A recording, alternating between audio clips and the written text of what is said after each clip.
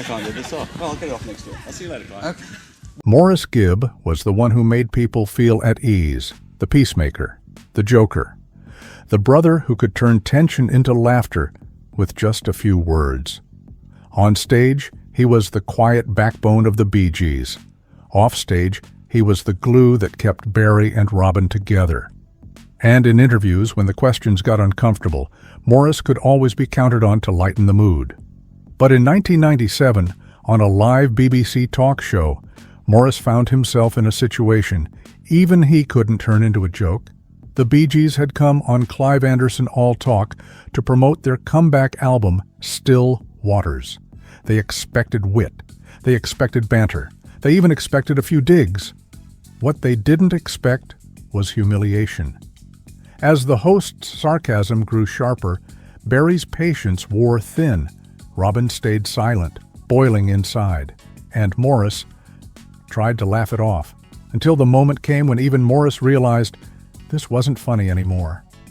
What made the brother who always kept the peace finally decide to stand and walk out? And why did that moment change how he handled interviews for the rest of his life? This is the story of the night. Maurice Gibb's smile disappeared. If you want more untold emotional stories from music's biggest legends, subscribe to Retro Waves.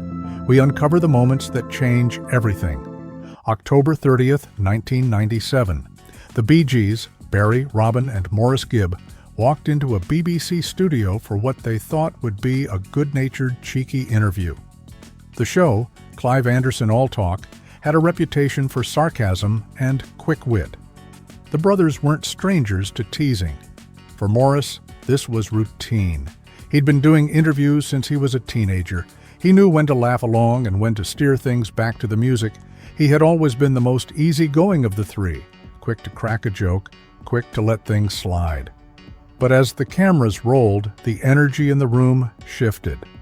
Clive Anderson's humor came fast, and the jabs weren't just playful. They chipped away at the brothers' credibility, their music, and even their identity. He mocked Barry's falsetto, called them the Sisters Gibb. I didn't realize you were real brothers. I think you were sisters, actually, Made sarcastic remarks about their songs. The audience laughed. Barry tried to keep it together. Robin stared in silence, and Maurice smiled. He tried to chuckle. He leaned into his role as the buffer, the one who could diffuse the tension. But even as he laughed, he felt something in the pit of his stomach. This wasn't banter. It was a slow, public dismantling. Maurice had spent his whole career smoothing over rough edges. When Barry and Robin clashed creatively, he was the middle ground. When the press turned on them during the disco backlash, he shrugged it off and kept going. He knew how to keep morale up. He knew how to make people laugh when they wanted to cry. It was a survival skill, not just for himself, but for the group. That night, he tried to play that role again. When the host made fun of their voices, Maurice grinned and added a little quip of his own. When a sarcastic remark landed, he gave a polite laugh to keep the mood light. But the balance was already tipping. The more the brothers endured, the sharper the jokes became. And Maurice began to realize his smile wasn't changing the energy in the room, it was only giving the host permission to keep going. Maurice wasn't naive. He knew interviews could get awkward. He knew the Bee Gees' history made them easy targets for certain jokes. But this was different. This wasn't a few cheeky remarks between compliments. It was a string of put-downs, barely disguised as humor. Each one landed harder than the last, and each one chipped away at the brothers' patience. Maurice glanced at Barry and saw it. That flicker in Barry's eyes that meant he was close to his limit. He glanced at Robin and saw the stillness that meant he was boiling inside. And Maurice felt it too. The moment when banter stops being banter. He realized he was no longer laughing with the host. He was laughing to hide how uncomfortable he felt. Then came the moment.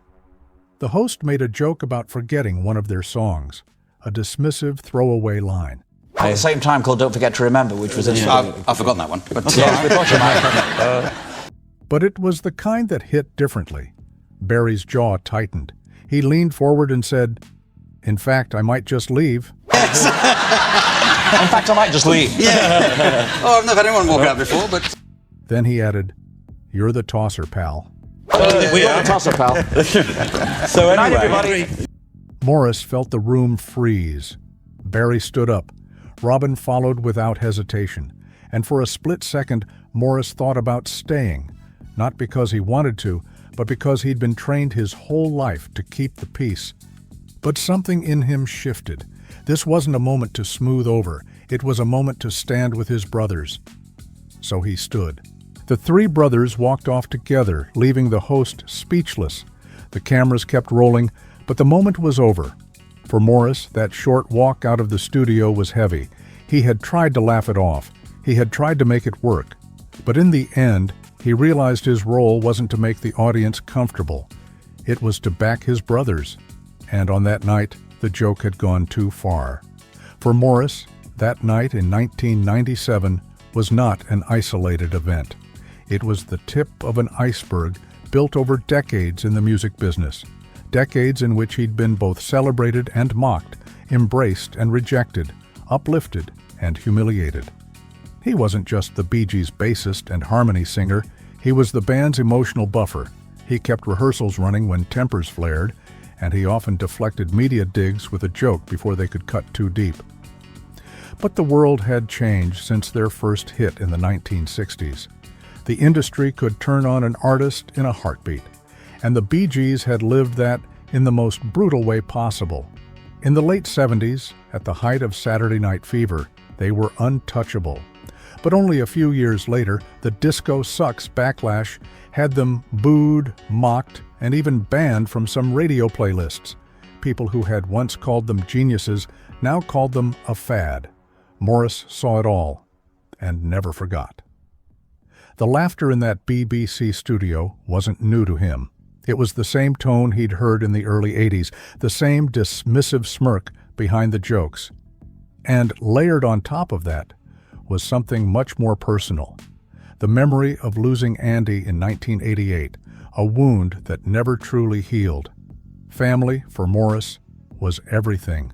And if someone disrespected one of his brothers, they disrespected him too.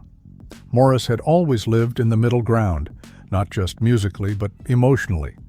Barry and Robin were strong personalities. They were visionary songwriters, but they could also clash over arrangements, direction, and control.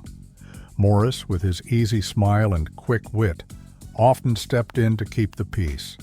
He could tease both of them into laughing during tense moments, steering the energy back toward unity. That night, as Clive Anderson's comments kept landing, Morris felt the pull to intervene, to smooth it over, to make everyone, brothers, host, audience, comfortable. But this wasn't an internal squabble that could be diffused with a joke. This was an outsider aiming punch after punch at their credibility. And all three brothers felt it. For once, they didn't need a middleman. They needed solidarity. Morris understood in an instant. Being the peacemaker wasn't the right role this time. The only role that mattered was being a brother who stood with his family. The walkout itself lasted only seconds, but the tension in the studio hung in the air like smoke. As the brothers stepped backstage, there was no dramatic shouting match, no collapse into anger. They had already made their statement. Morris stayed close to Barry and Robin physically and emotionally. His presence in that moment sent a message without a single word.